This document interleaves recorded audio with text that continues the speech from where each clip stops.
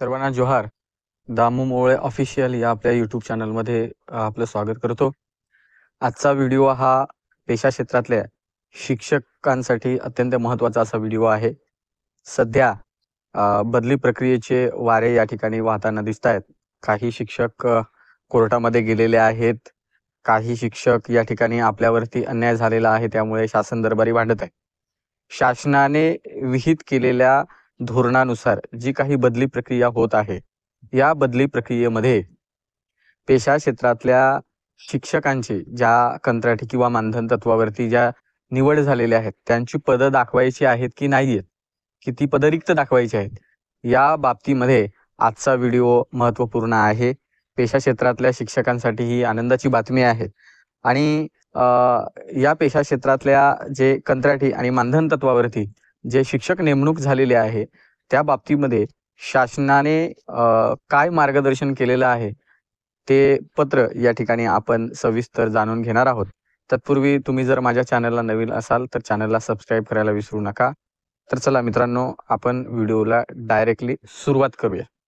मित्रांनो, आपल्या स्क्रीनवरती एक ग्रामविकास विभागाचं एक या ठिकाणी पत्र दिसतंय. ते 6 मे 2025 या ठिकाणी निर्गमित झालेलं आहे आणि ते पाठवलेलं आहे ग्रामविकास विभागाने मुख्य कार्यकारी अधिकारी जिल्हा परिषद नाशिक. आता हा विषय काय आहे ना, तो आपण थोडक्यात समजून घेऊ. विषय हा आहे की ज्या शिक्षक संवर्गातील बदली प्रक्रिया सध्या 2024-25 सुरू आहेत, तर या शिक्षक संवर्ग बदली प्रक्रियेमध्ये पेशा क्षेत्रामधील जे मानधन तत्वावरती आणि कंत्राटी पद्धतीने जे शिक्षक नेमलेले आहेत त्या शिक्षकांच्या बाबतीमध्ये या बदली प्रक्रियेमध्ये नेमकं काय करायचं याच्यावरती या पत्रामध्ये उल्लेखित केलेलं आहे. आता या पत्रामध्ये नेमकं काय आहे ते सविस्तर आपण जाणून घेऊया. महोदय, उपरोक्त विषयाबाबतच्या संदर्भीय पत्रास, आता संदर्भीय पत्र असं आहे की जे जिल्हा परिषद नाशिक यांनी 15/4/2025 ग्रामविकास विभागाकडे मार्गदर्शन मागवलं होतं की यामध्ये जिल्हा अंतर्गत बदली प्रक्रियेचं जे वेळापत्रक या ठिकाणी घोषित झालेलं आहे, तर या बदली प्रक्रियेमध्ये पेशा क्षेत्रामध्ये जे कार्यरत असलेले जे कंत्राटी आणि मानधन तत्वावरील जे शिक्षक आहेत त्यांच्या जागांच्या बाबतीमध्ये नेमकं काय करायचं आहे. त्यांच्या जागा भरलेल्या दाखवायच्या आहेत की त्यांच्या जागा रिक्त दाखवायच्या आहेत. कारण आपल्याला माहिती आहे की या ठिकाणी युडायस प्लसला या ठिकाणी माहिती भरत असताना काय केलेलं आहे, बऱ्याचशा जिल्हा परिषदा असतील, बऱ्याचशा केंद्र प्रमुखांनी त्यांच्या स्तरावर असतील, गट शिक्षण अधिकारी स्तरावर असतील, वेगवेगळी माहिती दिलेली होती. आणि त्यामध्ये मानधन तत्वावरती ज्या शिक्षकांची नेमणूक केलेली होती त्यांच्या कॉन्ट्रॅक्ट बेसिस म्हणून काय केलेल्या आहेत, युडायस प्लसला नोंदी झालेल्या आहेत. काही ठिकाणी परमनंट म्हणून त्या ठिकाणी काय झालेल्या आहेत, नोंदी झालेल्या आहेत. आणि काही ठिकाणी या दोन्ही बेसिसच्या बेसवरती नोंदी झाल्यानंतर या ठिकाणी ती जी काही पदं आहेत ती पदं या ठिकाणी भरलेली दाखवायची की त्या ठिकाणी रिक्त दाखवायची, अशा पद्धतीचा त्या ठिकाणी जिल्हा परिषदेला निर्णय घ्यावा लागला. आणि मग त्यांनी ग्रामविकास विभागाकडे मार्गदर्शन मागवलं. या मार्गदर्शनामध्ये त्यांनी असं स्पष्ट म्हटलेलं आहे, हे एक प्रकारचं काय आहे, मार्गदर्शन आहे ग्रामविकास विभागाचं. यामध्ये त्यांनी असं म्हटलंय की पेशा क्षेत्रात कार्यरत असलेल्या कंत्राटी मानधन तत्वावरील शिक्षकांच्या जागा भरलेल्या दाखवून अनिवार्य रिक्त पदे निश्चित करावीत. म्हणजे या ठिकाणी जर ही पदं भरलेली दाखवली तर त्या ठिकाणी ते जे काही कंत्राटी आणि मानधन तत्वावरील जे काही शिक्षक आहेत तर त्या ठिकाणी त्यांना कुठेतरी न्याय मिळू शकतो.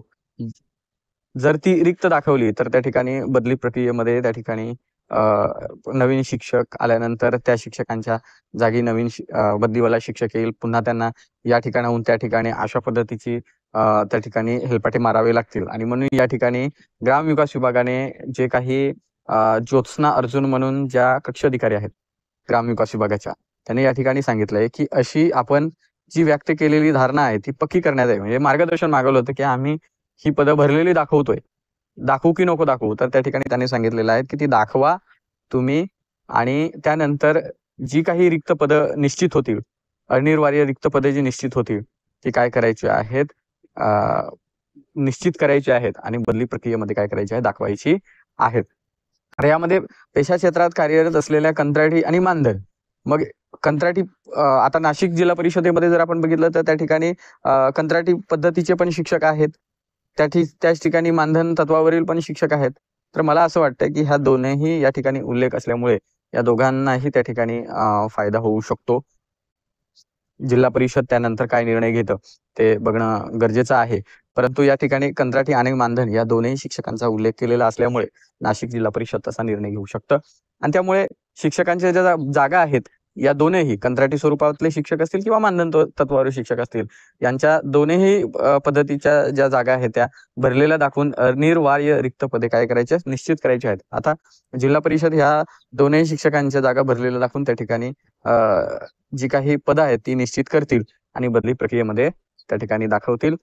तर यामध्ये आपल्याला या ग्रामविकास विभागाच्या या पत्रामध्ये एक आपल्याला निश्चित कळतं की सध्या शिक्षक संवर्गातील जी ऑनलाईन बदली प्रक्रिया आहे, तर या ऑनलाईन बदली प्रक्रियेमध्ये जो पेच प्रसंग निर्माण झाला होता, आज नाशिकला झाला, तो बाकीच्या जिल्हा परिषदांमध्ये सुद्धा तसाच पद्धतीने उत्पन्न होऊ शकतो किंवा झालाही असेल, की यामध्ये मानधन तत्वावरील किंवा कंत्राटी पद्धतीतल्या शिक्षकांच्या जागा या ठिकाणी दाखवायच्या, त्या रिक्त दाखवायच्या की भरलेल्या दाखवायच्या.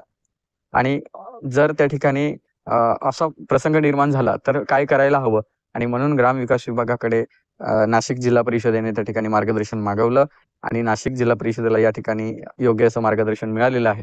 आणि त्यामुळे जर कुठल्या इतर म्हणजे 13 जिल्हा परिषदांपैकी आता नाशिकला हे मार्गदर्शन प्राप्त झालेलं आहे, बाकीच्या जिल्हा परिषदांना जर अशाच पद्धतीने काही अडचण जर ऑनलाईन बदली प्रक्रियेमध्ये जर पेशा क्षेत्रातल्या कंत्राटी मानधन तत्वावरच्या शिक्षकांना जर येत असेल तर या पत्राचा रेफरन्स घेऊन त्या ठिकाणी आपल्या जिल्हा परिषदेला जाऊन हे पत्र दाखवून त्या ठिकाणी निवेदन द्या आणि त्या ठिकाणी आपला विषय सोडवून घ्या, असं या ठिकाणी आवर्जून सांगू इच्छितो.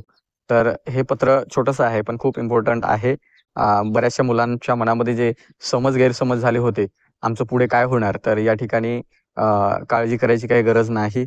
आणि UDAS मध्ये नोंदी करताना सुद्धा आपल्याला निश्चित काळजी घ्यावी लागेल आणि UDAS ला नोंदी कराव्या लागतील. तर हा छोटासा व्हिडिओ होता. एक शिक्षक संवर्गातली जे पेशा क्षेत्रातल्या उमेदवारांसाठी ही आनंदाची बातमी म्हणावी लागेल. तर आपण हा व्हिडिओ थांबूया. जोहार, जय संविधान.